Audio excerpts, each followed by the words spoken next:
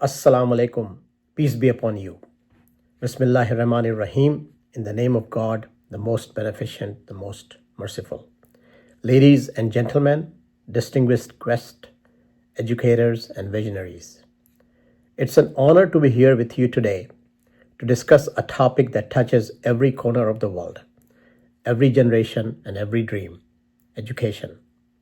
Specifically, the global trends that are shaping it, the best practices that are transforming it, and the innovations that are defining the future. Education is no longer confined to classrooms, chalkboards, whiteboards, or even textbooks. It is a dynamic, borderless, and rapidly evolving ecosystem. As we stand at the intersection of technological revolution, global mobility, and shifting societal needs, it's essential that we understand where we are and where we are going. Before I go deep into this topic, let me just talk about my background. I graduated from Aligarh Muslim University in 1989, and I left India in 1992. So I've been out of India for almost 30 plus years, but I have remained connected with India. In 2001, when I sold my first company, I went back to India and started a business, opening an office in Delhi and Aligarh. I wanted to give back to the country. When working for corporate America, companies like JP Morgan Chase and Ernst & Young, I've been a strong advocate of India and helped them set up offshore delivery centers in Mumbai, Trivandrum, Kochi, and Bangalore. These days, I'm involved with many non-profit educational initiatives in India, and that is how I met Danish Saheb, and he asked me to speak at this conference on this topic, Global Trends in Education. Why is it so important today? Because the world is changing, and we also have to change. The change is so phenomenal that the next 15 to 20 years change will equal all the changes which has impacted mankind. What is driving these changes? In my view, there are 5 mega trends which are driving these changes. There are many journalists, many writers, many educationists, many commentators have talked about it, and I'll summarize these 5 mega trends. The first mega trend is rise of East. Almost half of the population, 4 billion people, today live in India, China, Pakistan, Bangladesh, Indonesia, Vietnam, Malaysia, and part of Middle East. All of them have become part of the global economy. The second mega trend is declining power of West. The West is militarily strong, but they are slowly losing the influence on the global stage. The third mega trend is rapid growth of human capital. Because of technology access and advancement in technology, every resources have access to the same knowledge, and it can be used anywhere for any work. The fourth mega trend is technology playing field. Technology adoption has become fairly faster. It took almost 20 to 30 years for computers to become universally or to become globally adopted. Today, it happens only in months or years. For example, mobile device just took 2 years for global adoption. AI just took a month for global adoption.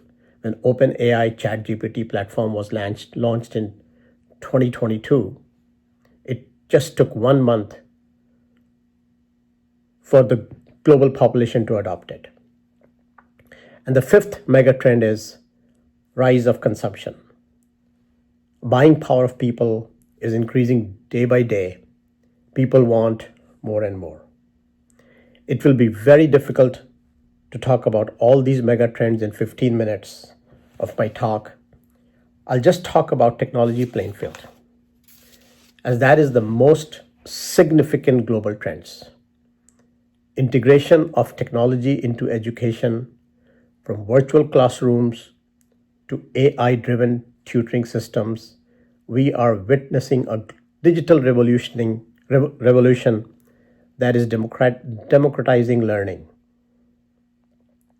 Schools and college have to build strong foundation for this.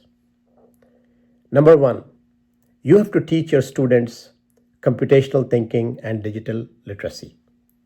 Digitalization,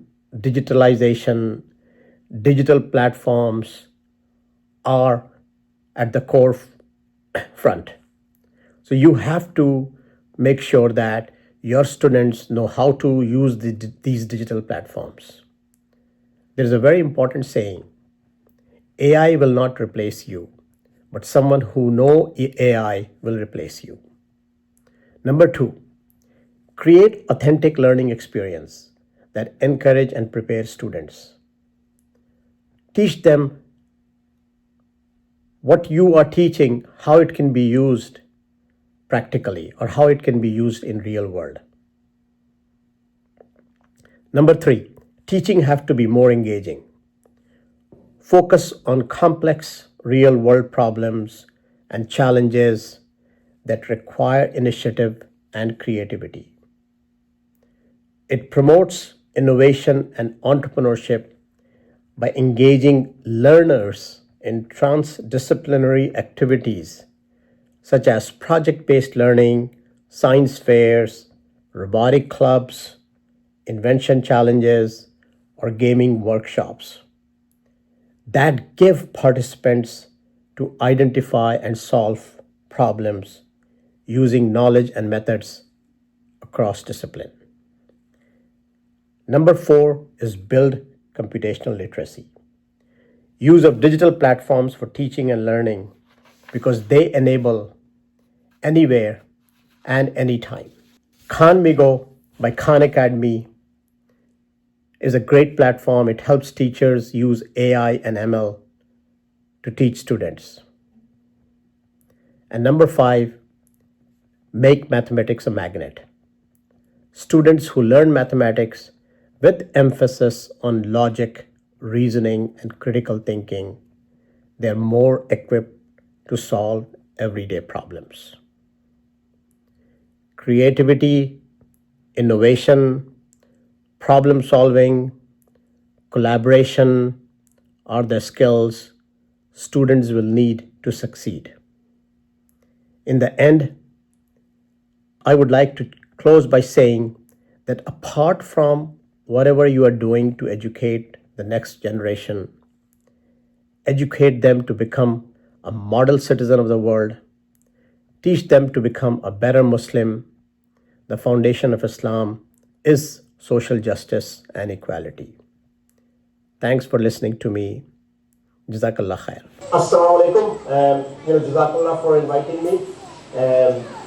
I'm very thankful to Danish Sahib and kudos to all the organizers who have organized this. This is a very important topic. This is a very important subject. And as you know, there are a lot of changes happening in this world.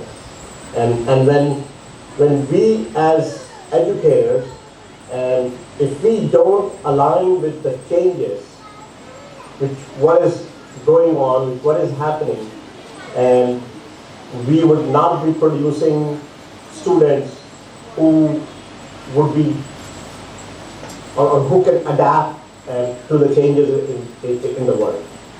So, as I listed out 5 things, there are many things which you could do.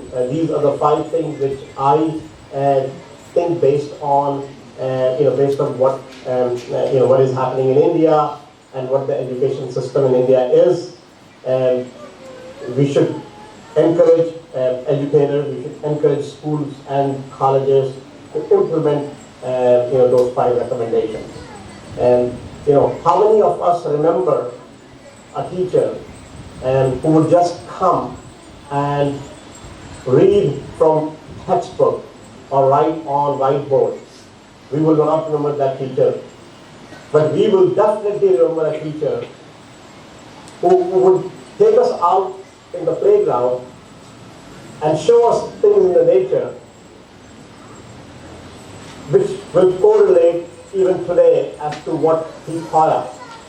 So, teaching your students with practical examples, with things which you will always face in your life, that is one of the recommendation I definitely think is very important. So, make learning experiential, right? That is so important. If teachers are not making learning experiential, we are not doing our job. So if there are any questions, I would be glad to answer those questions. And Jazakallah for inviting me.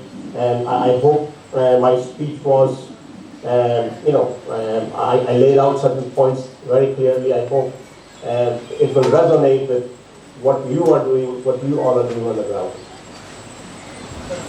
Jazakallah. Any questions from audience? So Jazakumullah khair, sir. As we know, we are tight of schedule. It must be 3 a.m. in the morning there. No, it's actually 6:30 a.m. 6:30. Okay. I'm on the East Coast, so okay. It's only 9.5 hour difference. Okay, Jazakumullah khair, sir. Thank you very much for addressing the audience. No problem. Jazakallah for inviting me.